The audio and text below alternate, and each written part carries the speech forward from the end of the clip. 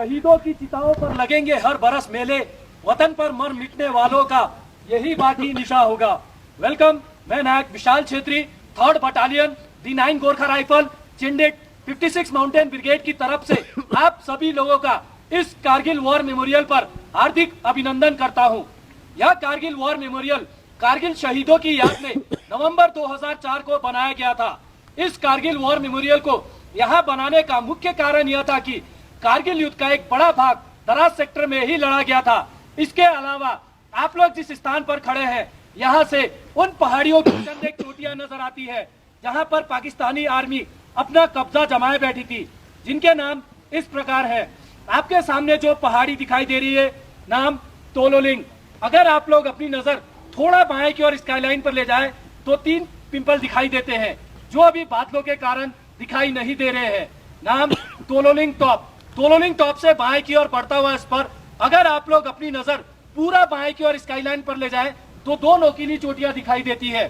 दाहिने वाली नोकीली चोटी जो भी बादलों के कारण दिखाई नहीं दे रही है, नाम टाइगर हिल।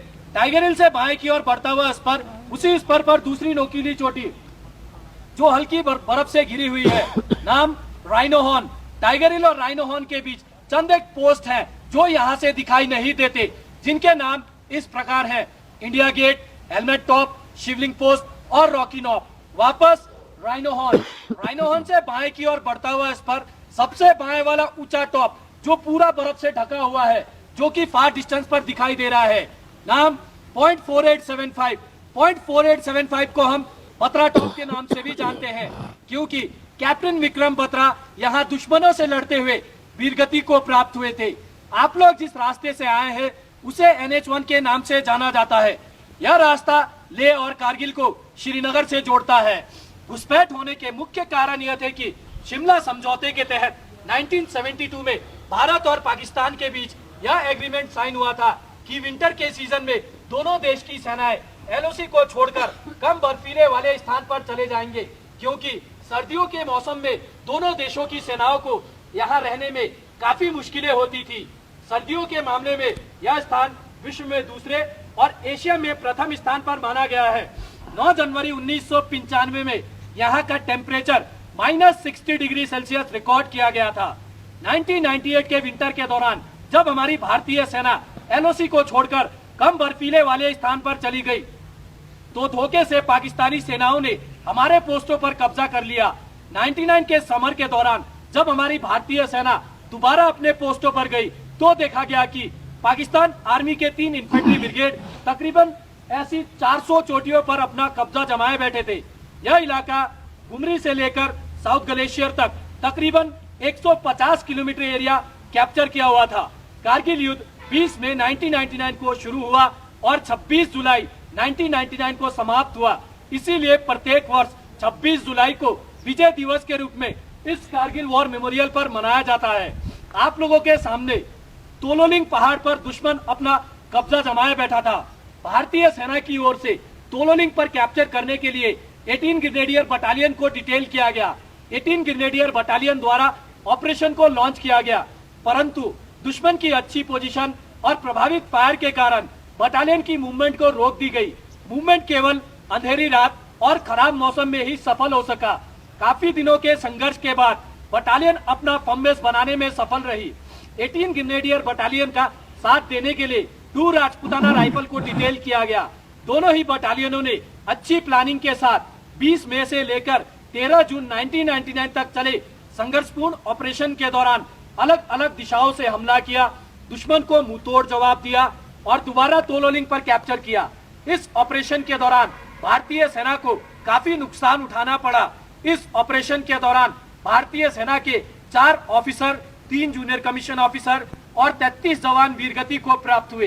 तोलोलिंग पर अपना कैप्चर करने के बाद भारतीय सेना का ध्यान सीधा टाइगर हिल की तरफ गया, क्योंकि वहां बैठा दुश्मन डायरेक्ट NH1 पर प्रभावित फायर डाल रहा था, जिससे हमारी सेना की कॉन्वॉय और सिविल गाड़ियों को आने जाने में काफी मुश्किलें हो रही थी। टाइगर हिल पर कैप्चर करने के लिए भारतीय सेना की ओर से 18 ग्रेनेडियर बटालियन और 8 सिख बटालियन को डिटेल किया गया। दोनों ही बटालियनों ने अच्छी प्लानिंग के साथ 3 जुलाई से लेकर 8 जुलाई 1999 तक चले संघर्षपूर्ण ऑपरेशन के दौरान तीनों दिशाओं से हमला किया और दोबारा टाइगर हिल पर कैप्चर किया। इस ऑपरेशन के दौरान भारतीय सेना को काफी बड़ा नुकसान उठाना पड़ा। इस ऑपरेशन के दौरान भारतीय सेना के एक ऑफिसर, 4 जूनियर कमीशन ऑफिसर और 30 जवान वीरगति को प्राप्त हुए और 120 जवान घायल हुए। इसी ऑपरेशन के दौरान 18 ग्रेनेडियर बटालियन के ग्रेनेडियर योगेंद्र सिंह यादव की महान बहादुरी और अदम्य साहस को देखते हुए उन्हें परमवीर चक्र से सम्मानित किया गया और उन्हीं के party commander lieutenant Balwan Singh की महान बहादुरी को देखते हुए उन्हें महावीर चक्र से सम्मानित किया गया। पॉइंट 4875 को हम बत्रा टॉप के नाम से भी जानते हैं। कैप्टन विक्रम बत्रा की महान बहादुरी को देखते हुए उन्हीं की battalion 13 Jammu and Kashmir rifle को पॉइंट 4875 पर कैप्चर करने के लिए डिटेल किया गया और उसी के दूसरे फीचर पिंपल 1, पिंपल 2 और वेलबेक पर कब्जा करने के लिए 17 जाट बटालियन को डिटेल किया गया और ट्विनबम पर कब्जा करने के लिए 2 नागा बटालियन को डिटेल किया गया।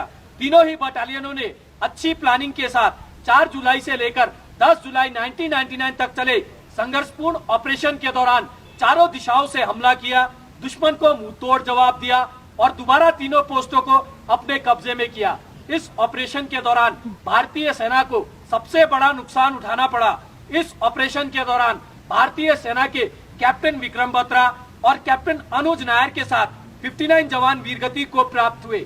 इसी ऑपरेशन के दौरान कैप्टन विक्रम बत्रा की महान बहादुरी और अदम्य साहस को देखते हुए उन्हें मरणोपरांत परमवीर चक्र से सम्मानित किया गया और उन्हीं की बटालियन के राइफलमैन संजय कुमार की महान बहादुरी और अदम्य साहस को देखते हुए उन्हें भी परमवीर चक्र से सम्मानित किया गया और कैप्टन अनुज नायर की महान बहादुरी को देखते हुए उन्हें मरणोपरांत महावीर चक्र से सम्मानित किया गया।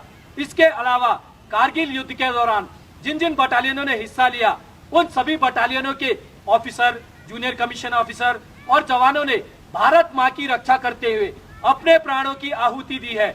उन सभी के नाम इस कारगिल वॉर मेमोरियल की दीवार पर दर्ज है। यह कारगिल वॉर मेमोरियल कारगिल युद्ध का गवाह है।